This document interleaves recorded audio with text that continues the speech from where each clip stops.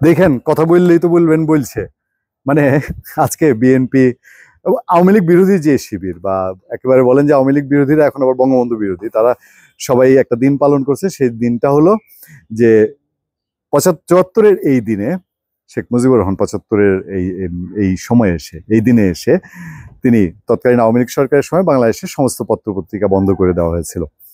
এবং আজকে বাক স্বাধীনতার দিবস হিসাবে, বাক স্বাধীনতার ঊর্ধ্বের দিবস হিসাবে এটাকে স্মরণ করছে আওয়ামী লীগ বিরোধী শিবির। তো সেই দিনে কথা বলতে গেলে আমাদের ভাবতে হয় এই কারণে যে সেই সময়ে ৭৫-এ শেখ মুজিবুর রহমান বন্ধ করেছিলেন। তারপর বাংলাদেশে কবে স্বাধীন সংবাদপত্র আর প্রকাশিত হয়েছে? দোষটা কি সব শেখ মুজিবুর রহমানের? না, শেখ মুজিবুর রহমান বিরোধী শক্তিও তো বাংলাদেশে বহুবার এসছে। ৭৫-এর পরে তো শেখ মুজিবুর রহমানকে যারা খুন করেছে এবং বন্ধুকে যারা খুন করেছে তারা ক্ষমতায়। তারপর টানা একেবারে ৯৬ সাল পর্যন্ত আওয়ামী লীগ বিরোধী শিবির ক্ষমতায়।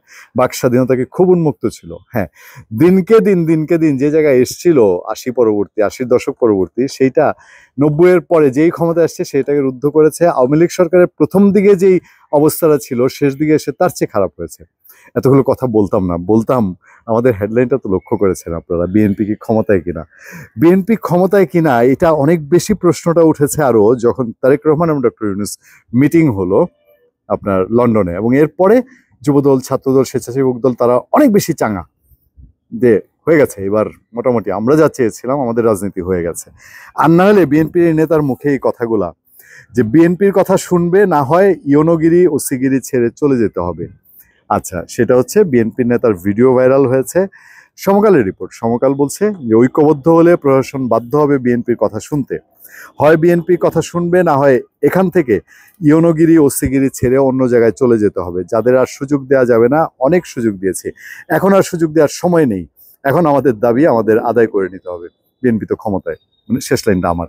আচ্ছা, চট্টগ্রাম দক্ষিণ জেলা বিএনপি আহ্বায়ক ও পটিয়া উপজেলা পরিষদের সাবেক চেয়ারম্যান ইদ্রিস মিয়ার এমন বক্তব্যের একটি ভিডিও সোশ্যাল মিডিয়ায় ছড়িয়ে পড়েছে।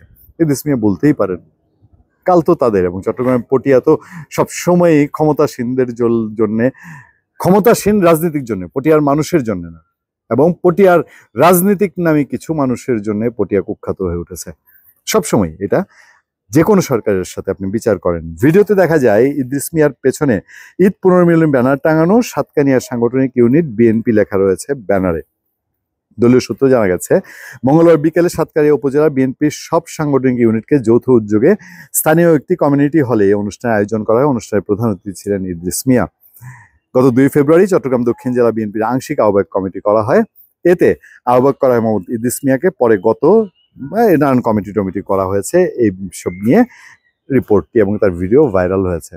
এইসব নেতারা যখন ভাইরাল হন, আমরা এর আগে দেখেছি যে তারাই পরে, এই যে আজকে আহ্বায়ক আছেন তিনি পরে পূর্ণাঙ্গ সভাপতি হবেন। এটাই হয়, এটা বাংলাদেশের রাজনীতির ট্রেডিশন। আমার প্রশ্ন হলো, এই যে তিনি বলছেন যে ওসি ইউনোর তাদের কথা শুনতে হবে, বাংলাদেশে 80% জেলা উপজেলাতে তো শুনছেন, আর কত শুনবেন?